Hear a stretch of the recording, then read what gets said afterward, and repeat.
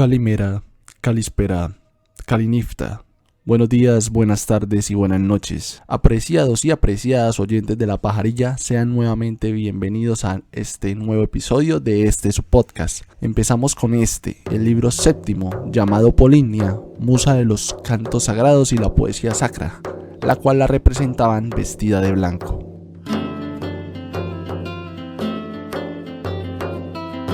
La nueva acontecida en Maratón llega al rey Darío. Esto, como no es extrañar, lo enojó demasiado, aparte que tenía una rebelión que estaba sucediendo en Egipto.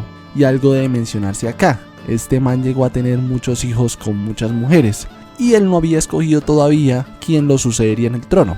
Uno de los que más disputó para sucederlo fue Artasabanes, que fue el primogénito de Darío, y el otro que más disputó fue Jerjes, que fue uno de los hijos menores, el cual era hijo de Atosa, la cual era hija del rey Ciro el Grande.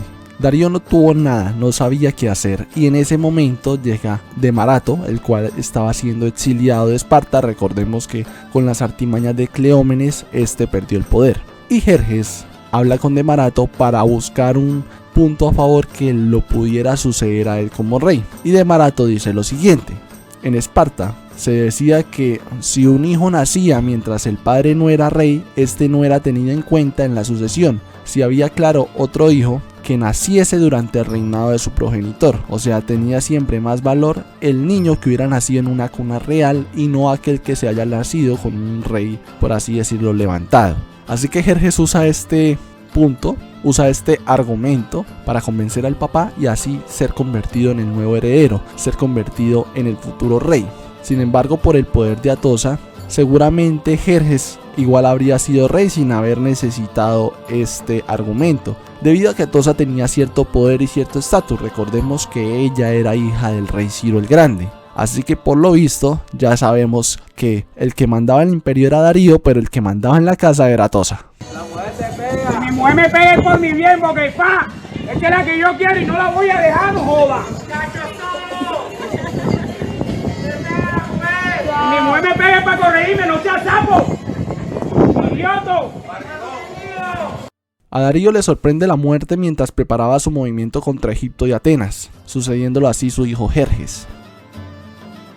Jerjes logra aplacar la rebelión en Egipto, pero duda sobre si debería ir contra Grecia o no. Aquí Mardonio lo alienta a que lo haga, básicamente se la pasó lambiéndole para que lo hiciera, para sacarle provecho a eso, porque recordemos, a Mardonio le quitaron el puesto y luego lo sucedieron otros hombres que fueron los que perdieron en Maratón. Y cuando estuvo a punto de hacerlo, el tío de Jerjes, de nombre Artabano, hermano de Darío, le pide que considere, ya que su padre, por ser prepotente, se fue contra los escitas y tuvo un mal resultado, y también estuvo subestimando la habilidad griega en combate y por eso tuvo esa derrota en Maratón, que parece que se les había olvidado.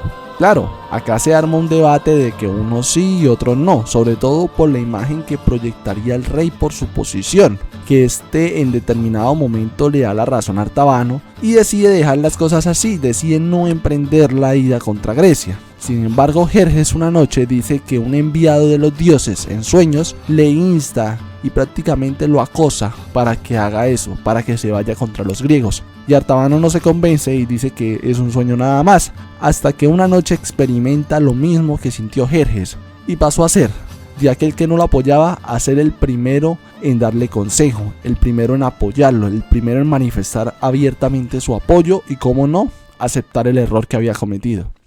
La gloria sea, la venganza sea.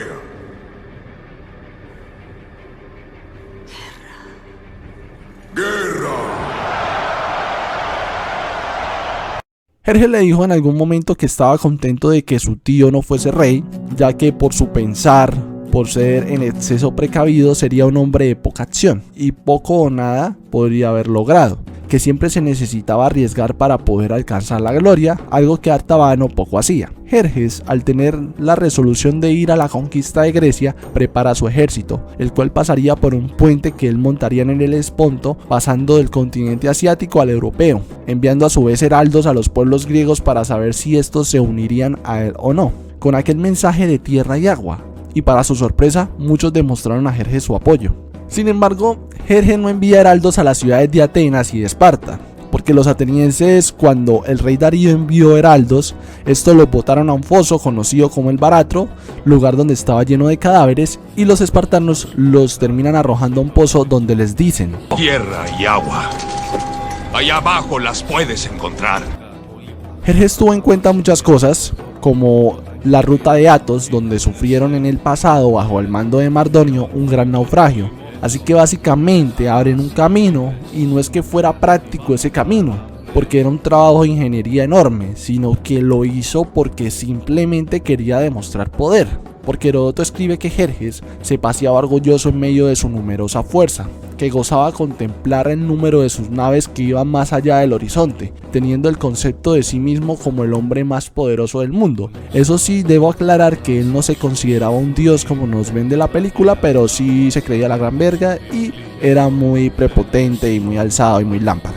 Y es tanto eso que Jerjes se crece y subestima en sobremanera a su rival, algo que su tío busca hacerle ver. Porque en la guerra no solo importan los números, también deben considerarse la calidad, lo que mueve al enemigo, uno que no era por motivo de riquezas lo que los movía, sino que el enemigo era movido por algo que se llama libertad, donde solo las leyes son las que prevalecen, donde ni siquiera los reyes pueden sobreponerse a estas.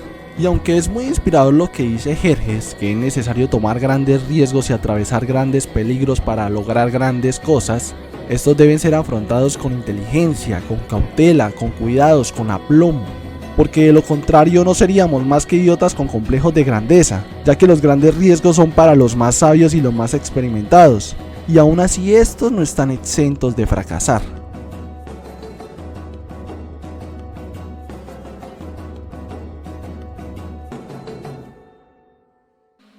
El ejército de Jerjes era una vaina gigantesca, que a día de hoy no deja de sorprender sus números y su diversidad. Heródoto hace un listado de los pueblos que lo conforman y la característica en su indumentaria, así como los generales que tenían. Sin embargo, es tan larga la lista que me limitaré a mencionar a los pueblos.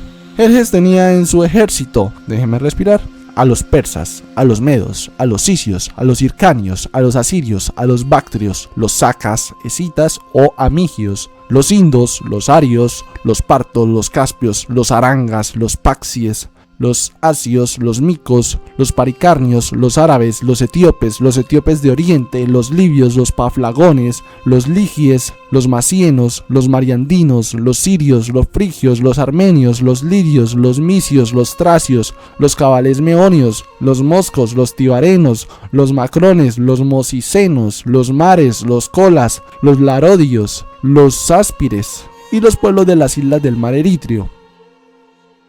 Y con estos él marchó por el continente. Y aquí hay que resaltar que los persas tenían 10.000 escogidos, los cuales eran llamados los inmortales por la siguiente razón: si faltaba alguno, ya sea por enfermedad o muerte, inmediatamente era elegido otro hombre para ocupar su lugar. Nunca eran ni más ni menos de 10.000, siempre tenía que mantenerse ese número rígidamente, los cuales eran los mejor equipados y los más valientes. También estaba la caballería, que era de aproximadamente 80.000, donde no se contaban a los camellos ni los carros. Y a los camellos siempre los dejaban en la última fila, ya que los caballos, no entiendo por qué, y aún así no he averiguado, no soportaban a los camellos. El número de trirremes reportados por Heródoto fueron de 1207, los cuales estaban compuestos así: 300 por los fenicios y sirios de Palestina, 200 por los egipcios, 150 por los ciprios, 100 por los cilicios, 30 por los panfilios, 50 por los licios, 30 galeras de los dorios, 50 los carios, 100 los jonios, 17 los isleños y 100 los del Lesponto. También se cuenta que entre todos los generales de Jerjes, Heródoto resalta una de origen griego cuyo nombre era Artemisia, por la cual Heródoto manifiesta su admiración, quien marchó en la expedición contra Grecia y entre todos los aliados fue la que dio mejores consejos al rey.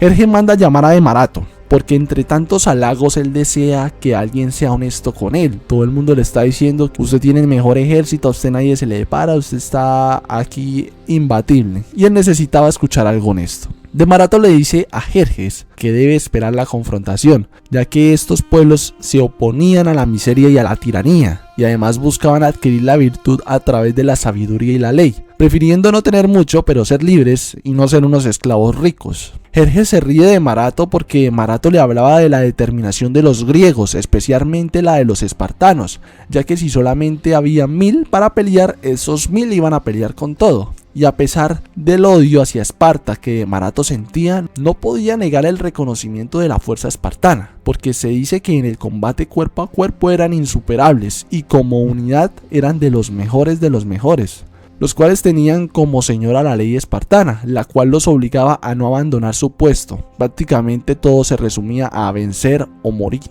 No en vano, decían muchos: vuelve con tu escudo, o sobre él. Sí, mi señora.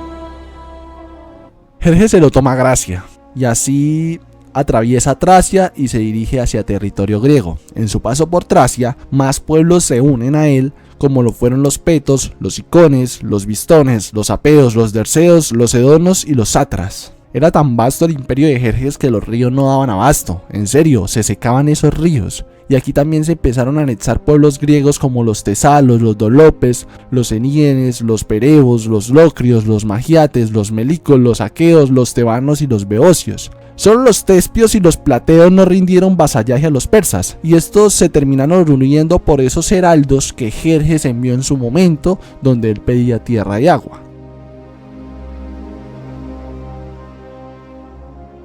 Hay una consideración que da Heródoto que dice que por esta muchos lo van a odiar y lo odiaron en su momento, la cual es la siguiente: en el caso hipotético en el cual los atenienses no hubiesen defendido el territorio marítimo en Grecia, sino que se hubiesen ido, hubiesen dejado todo atrás, Esparta terminaría cayendo fácilmente, debido a que sería fácilmente rodeados y vencidos, porque Esparta no es que tuviese mucho poder marítimo, solamente tenían un gran poder en tierra. Además, otros pueblos se terminarían rindiendo a Jerjes, y por ello consideraba increíblemente crítico el papel de Atenas, sobre todo en la parte de las batallas navales, en esta que es la Segunda Guerra Médica.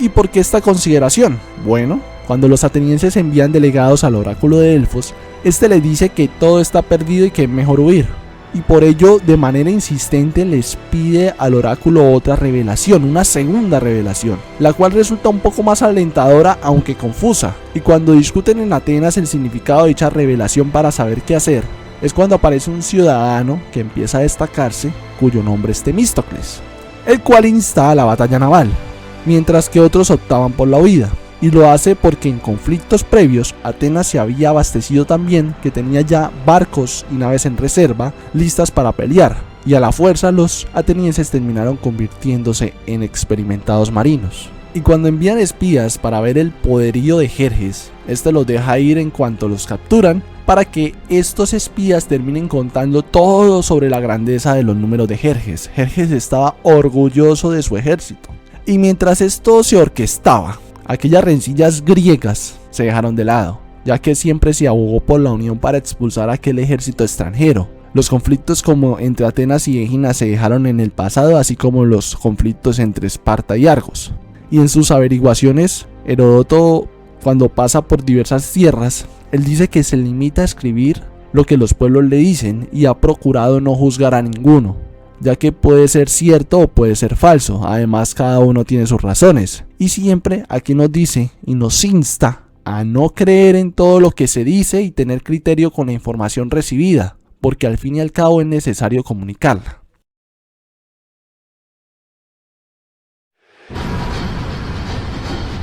Con la guerra a puertas, los tesalos dicen que es conveniente aguardar y defender el paso del Olimpo, para que no se vean afectadas ni Tesalia ni Grecia. Aquí los griegos envían 10.000 hoplitas, los cuales terminarían retirándose, ya que Jerjes había encontrado otra ruta, y los tesalos, al ser abandonados por los griegos, resultan rindiéndose a Jerjes, los cuales le resultarían hombres muy útiles a este rey en la Segunda Guerra Médica. Y es cuando llegan al istmo que deciden que es mejor guardar el paso en las Termópilas. Sin embargo, había otro camino por el cual podían rodearlos, camino que estaba bloqueado por una antigua muralla construida por los focios con el objetivo de mantener a raya a los tesalos. Sin embargo, dicha muralla debía ser reconstruida, esto con el fin de impedir el paso y ser las Termópilas el único acceso a Grecia. Los griegos esperaban no tener que contar con esta muralla, porque es que las Termópilas tenían esa fuerza, por así decirlo, natural, y permitía que esos números tan vastos no valiesen nada. Algo muy importante que les dice el oráculo es que imploren a los vientos, ya que estos serán un gran aliado para los griegos.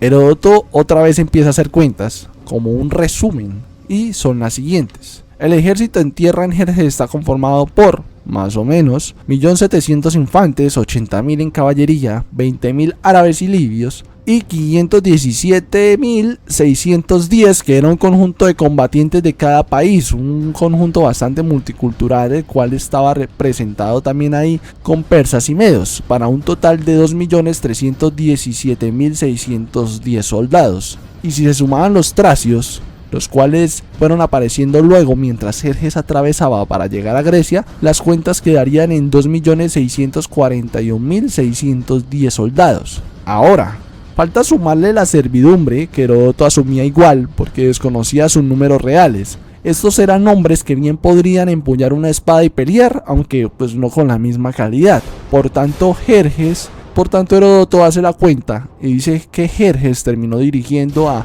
5.283.220 hombres dispuestos para pelear. Y es imposible considerar el número de mujeres panaderas, concubinas y eunucos que acompañaron a todos estos hombres, cantidad que él asume puede ser mucho más grande.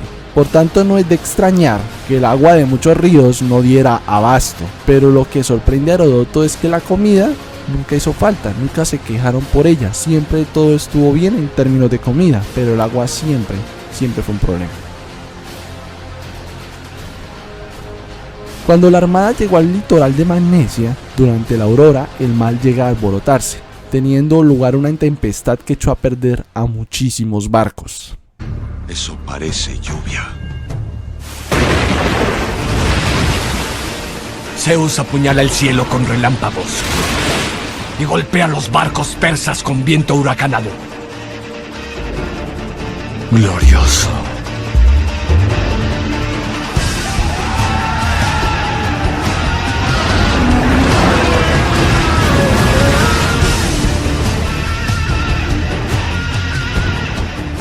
Solo uno tiene sus reservas.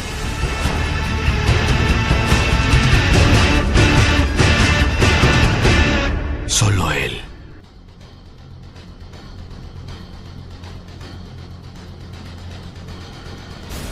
Y fue tan grande la pérdida que los persas tuvieron que recurrir a sacrificios para aplacar la ira de los dioses.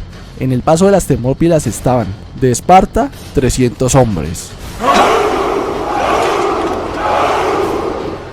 Tegea y Manintea, 1000. Orcomeno de Arcadia, 120. El resto de Arcadia, 1000. Corinto, 400. Fliunte, 200. Micena, 80. Los Tespios con 700 y los Tebanos con 400. También fueron convocados 1000 focios para resguardar el viejo camino. Y el más admirado y el que dirigía a todo el ejército era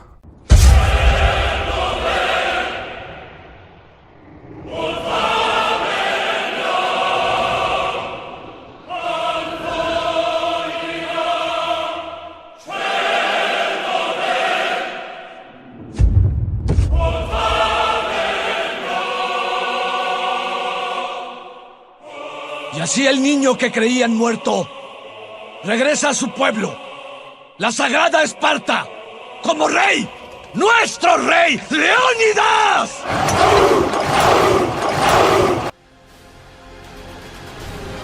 Heródoto hace todo el hilo del linaje para mostrar a Leónidas como descendiente de Heracles. Sin embargo, Leónidas inesperadamente se convirtió en rey, ya que nunca tenía pensado ser rey. Él tenía 2 hermanos mayores, los cuales terminaron muriendo, y le fue concebido el reino cuando estos murieron, ya que el rey anterior, que era Cleómenes, no tuvo varones, y además Leónidas se casó con la hija de este, que era Gorgo.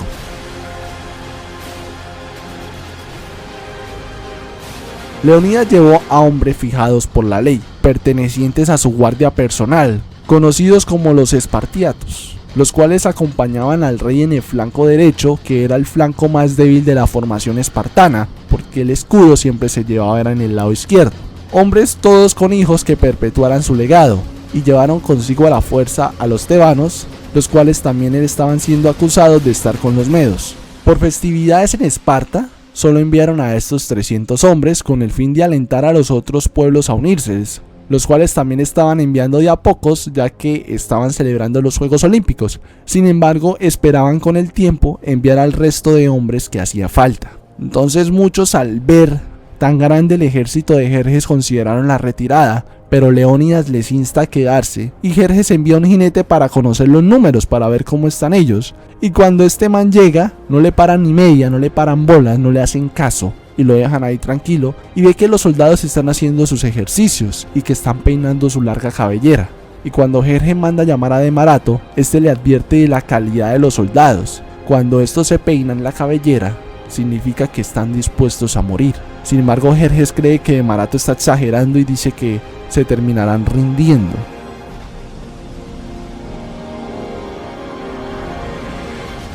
Y aquí empieza el primer día de combate.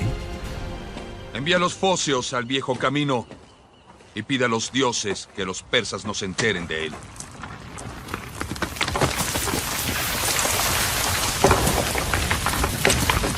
Terremoto. No, capitán. Formación de batalla.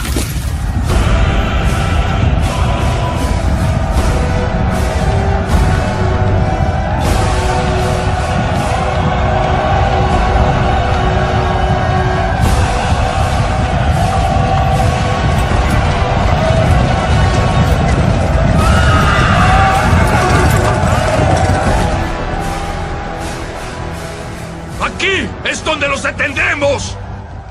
¡Llegó la hora de pelear! ¡Aquí es donde ellos caerán! ¡Gánense su escudo, amigo! Recuerden este día siempre, pues les pertenecerá eternamente.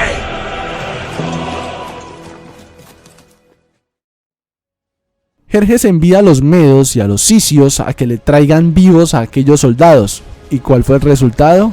Una gran pérdida para los bárbaros. Aquí Heródoto dice que eran muchos los hombres, pero pocos los varones, algo que Jerjes no tardó en percibir. ¿Llevas un puñado de soldados contra Jerjes?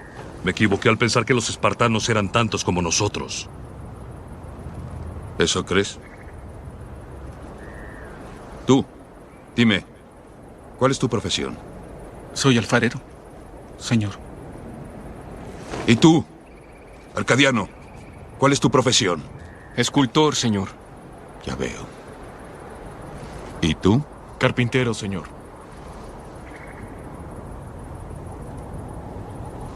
¡Espartanos! ¿Cuál es su profesión?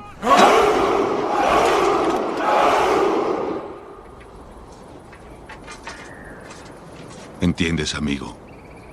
Llevo más soldados que tú. Aquí Jerjes enviaría a su guardia élite, enviaría a los inmortales. Jerjes creía que sería algo breve, algo facilito, y el resultado, algo similar al combate anterior.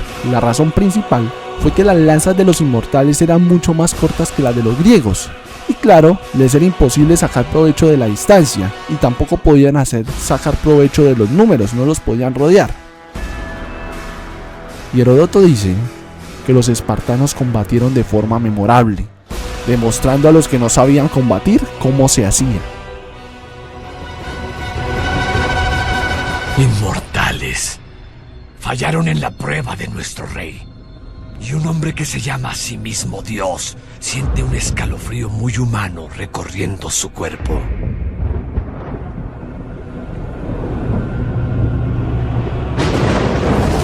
Aquí nunca se mezclaron como tal, cada grupo griego se mantuvo en su formación, combatían en grupos, o sea, en este lado estaban los espartanos, en este lado estaban los tespios, en este lado estaban los arcadios, pero todos con el fin último de defender el paso de las Termópilas. Sin embargo, la mayor proporción de combate la recibieron los espartanos. Se dice que a veces volvían la espalda, como si se fueran a retirar, y los enemigos empezaban a precipitarse contra ellos, y nuevamente los espartanos lo que hacían era ajustar la formación, volvían a su posición y así empezaban a matarlos otra vez, y eso lo podían hacer durante horas. O sea, tenían un aguante increíble esos manes.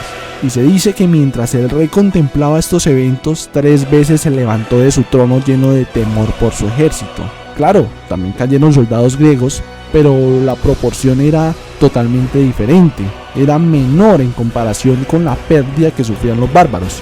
Y el segundo día tampoco resultó alentador para Jerjes. Aquí llega un hombre llamado Efialtes, ciudadano de Malis, quien esperaba grandes favores y ayudaba a Jerjes. Efialtes habla a Jerjes del viejo camino por el cual guiaría a sus fuerzas para poder rodear a los griegos. Y luego de estos eventos, Efialtes se la pasa pagando esconderos de a peso porque habían puesto precio por su cabeza, siendo asesinado por Atenades por causas que no diré en este episodio. En el libro no dicen sobre la apariencia o si Efialtes tenía alguna enfermedad. Sin embargo, es inteligente que en la película de 300 lo pongan como un man muy feo y jorobado, ya que quieren de alguna manera representar el poder de esa traición, porque creo que no hay nada que más haga fea a una persona que no sea la traición. No por nada nuestro querido Dante ubica a los traidores en el último círculo del infierno. El viejo camino fue atravesado por los persas durante la noche. Aquí los focios terminan huyendo sin ofrecer mucha resistencia. Y es cuando los griegos reciben un agüero por parte del adivino Megistias, el cual significaba muerte. Agüero que es confirmado por desertores que avisaron el descubrimiento del viejo camino.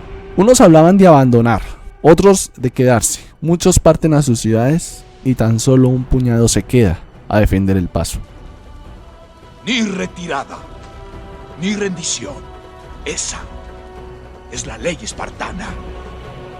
Y por Esparta y su ley se quedarán a pelear y caer. Ha iniciado una nueva era. Una era de libertad. Y todos sabrán que 300 hombres espartanos dieron su aliento final al defenderla. Se dice que el mismo Leónidas los envió de vuelta, pesaroso de que perecieran. Además, por la ley espartana no abandonarían, tenían que permanecer allá. Además, legarían gloria y prosperidad a Esparta. ¡Espartanos! ¡Prepárense para la gloria! ¿Gloria? ¿Estás demente? No hay gloria que aferrarse ahora. Solo retirarnos, rendirnos o morir. Esa es una elección fácil, Arcadiano. Los espartanos jamás se retiran. Los espartanos jamás se rinden. Que lo sepan todos. Y que todo griego sepa la verdad de esto. Que cada uno busque su propio corazón. Y cuando lo hagan, encuentra el tuyo. Se dice que al consultar el oráculo, este les dijo que Esparta caería si su rey no caía, siendo este también un sacrificio en pro de Esparta. El rey debía morir para que la ciudad pudiera seguir. Heródoto dice que Leónidas despide a sus aliados, porque él quería la gloria para Esparta. Por ello dice que muchos terminaron retirándose vergonzosamente porque no estaban de acuerdo con que se los sacara, por así decirlo. Incluso él mandó a despedir al adivino Megistias, pero este termina quedándose. De igual manera quedaron los tespios y los tebanos. Los tebanos se quedaron de mala gana, mientras que los tespios se quedaron muy de voluntad, y estos cayeron junto a los espartanos bajo el mando de Demófilo, hijo de Diádromes. ¡Espartanos! Disfruten de un estupendo desayuno, pues esta noche cenarán en el Hades. Los espartanos combaten ahora más osadamente, haciendo muestra de su habilidad, porque su muerte era inminente. Aquí los bárbaros seguían cayendo en gran número, muchos de ellos incluso a causa de sus jefes, de sus generales, quienes los hacían caer por un desfiladero a causa de los látigos que les proporcionaban. Y fue tanta la admiración que sintió Heródoto por los espartanos, que se averiguó el nombre de cada uno de los 300, y el cadáver de Leónidas fue ultrajado. Jerjes lo mandó a decapitar y mandó a empalar el cuerpo. algo que demuestra lo iracundo que estaba Jerjes.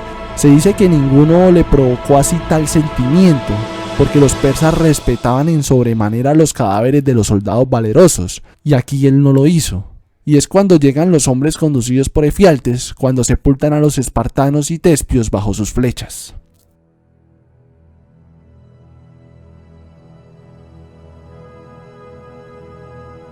Dicen que el más grande de los espartanos fue Dieneses, el cual no se dejó intimidar por el comentario de que las flechas medas ocultarían el sol diciendo: lucharemos entonces a la sombra. Y dice que dejó otros dichos así por el estilo. Todos los caídos fueron sepultados en el mismo lugar donde cayeron, a los cuales les escribieron este epitafio: un tiempo aquí 3.000 millares lucharon contra 4.000 peloponesios. Para los espartanos se hizo uno muy particular. Amigo, anuncia a los lacedemonios que aquí yacemos a su ley sumisos.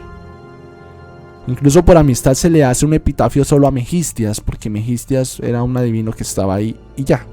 Se dice también que 2 de estos 300, de nombre Eurito y Aristodemo, podían regresar sanos y salvos a Esparta o quedarse, ya que habían enfermado gravemente de los ojos. Sin embargo, Eurito pidió armas y terminó muriendo en combate, mientras que Aristodemo a su regreso fue objeto de insulto de toda Esparta.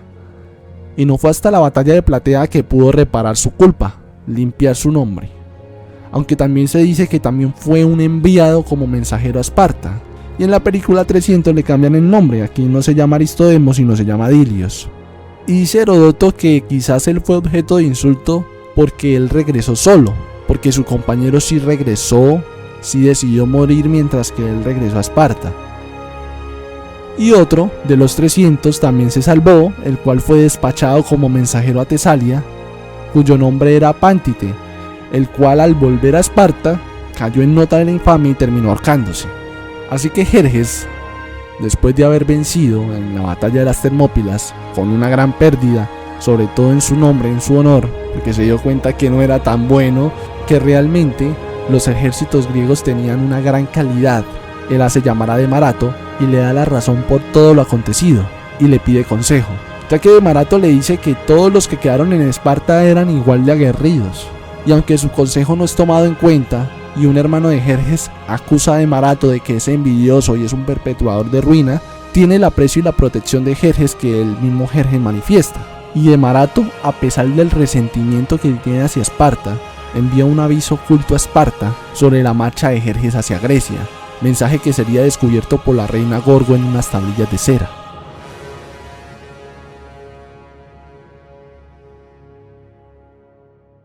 Y así termina el libro 7 de Heródoto, con el inicio de la Segunda Guerra Médica, y lo que falta es más denso, con una batalla la cual fue llevada al cine y es muy criticada por muchos por lo poco probable que era, porque se cuenta con ciertos errores históricos, porque no se muestran a los demás soldados en pantalla, pero déjenme decirles que si uno mira la película con detenimiento, a pesar de la gran cantidad de errores que tiene algunos aciertos que son sutiles, pero son interesantes, como el tener en cuenta a los focios y el tener en cuenta a los tespios. Así que los invito a suscribirse a La Pajarilla Podcast en YouTube y en Spotify. También a que me sigan en Instagram buscándome como @la.pjarilla y en Facebook como La Pajarilla Podcast. Así que nada, Calimera, Calispera, Calinifta. En caso de que no los vea, buenos días, buenas tardes y buenas noches.